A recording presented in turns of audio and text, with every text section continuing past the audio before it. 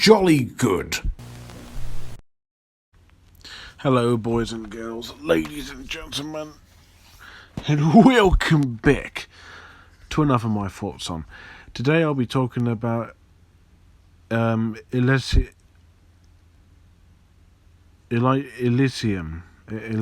yeah.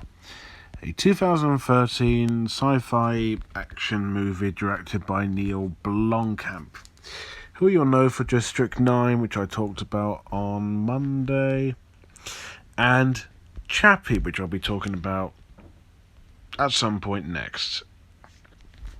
So, yeah, that'd be exciting, wouldn't it? Anyways, so, I've never actually seen this film before. I've heard of it, heard it's alright, just okay, just perfectly fine. Matt Damon's in it, Jodie Foster's in it, and the return of Sharlto Copley.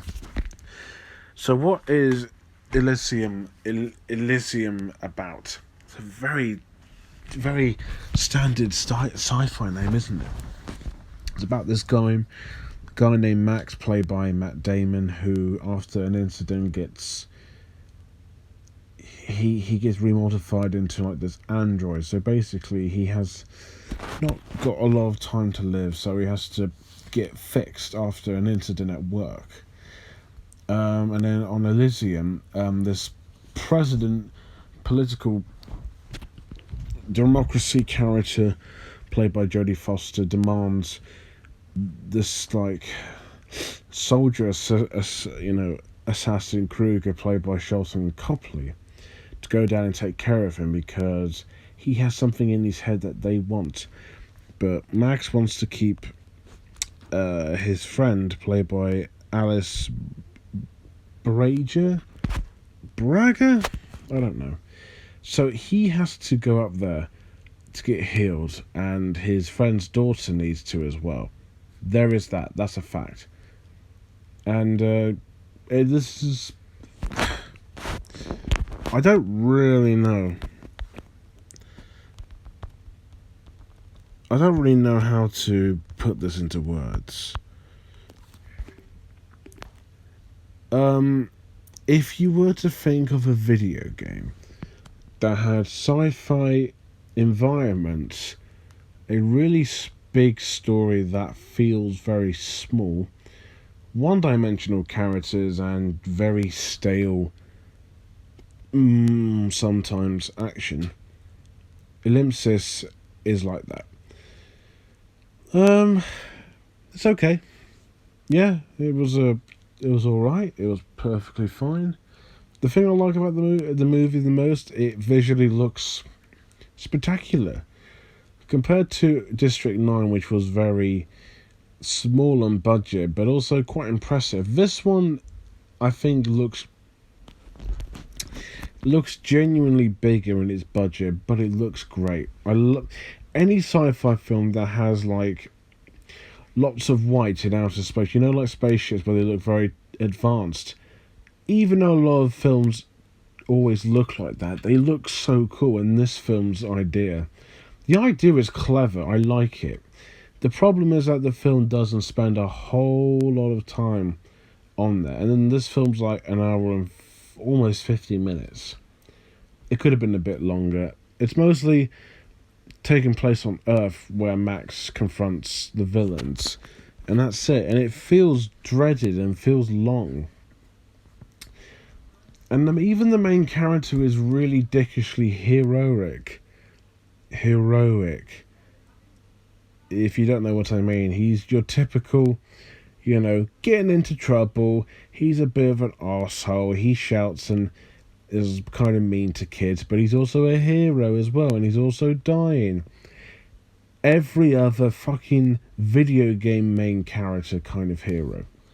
Even Matt Damon's performance is very underwhelming, and I like him. I do.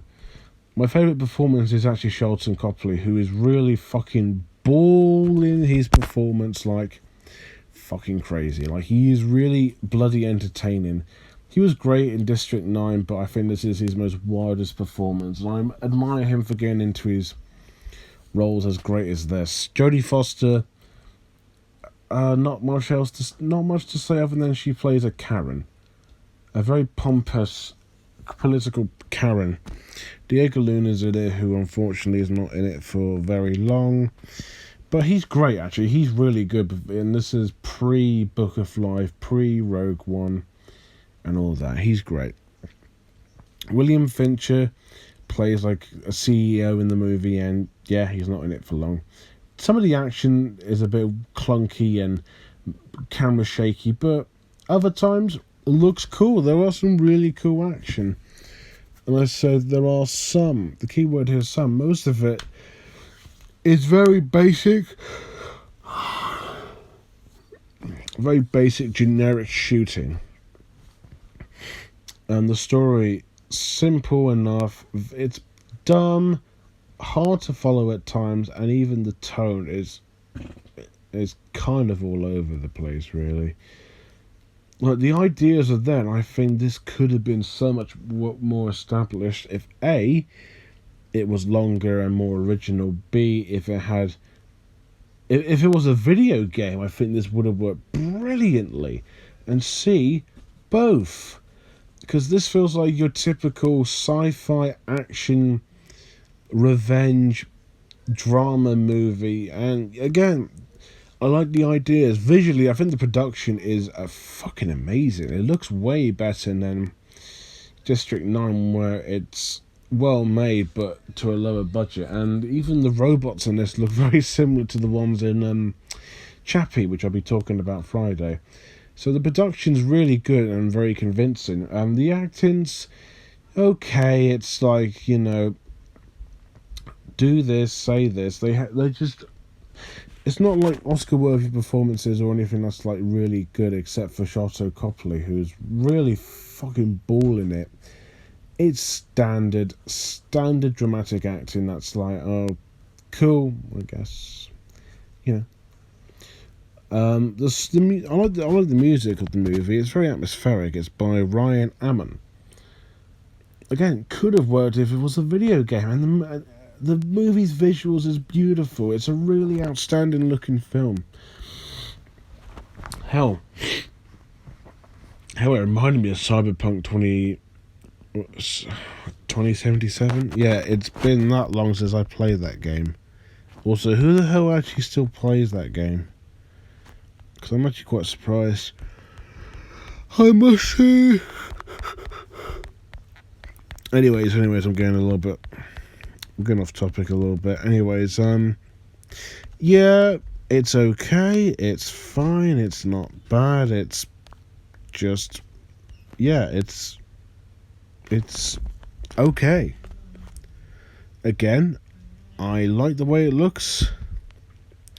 It's a beautiful looking movie. It's good. It's got amazing production. Sharlto Copley is actually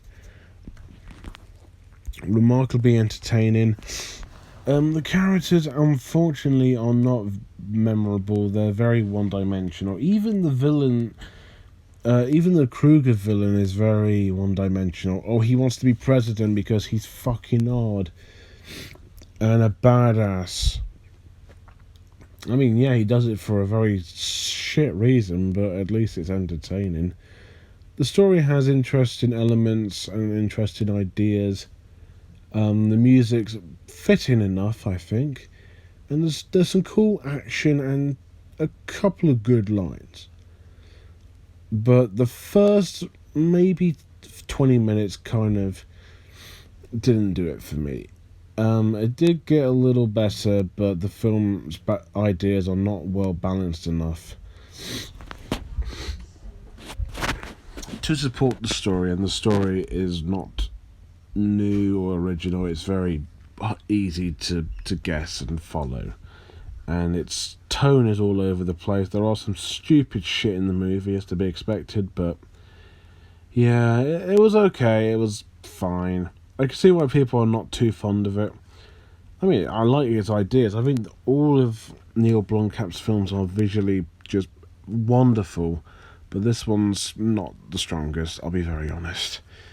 I gave District 9 a 7. This one would probably be 6.7 probably. It's not great, but I can't say it's terrible. It's like very meh in the middle. I guess if you like sci-fi shit, you'll probably enjoy this, but I wouldn't say it's like a masterpiece. It's fine, and I think I mean watch it for the visuals alone. It's quite spectacular to look at, but everything else you can just ignore. So there you go. Elysium. Again, this would have been so cool if it was a video game, or even like a mini series or something. But as a feature film, it doesn't quite work as one would expect.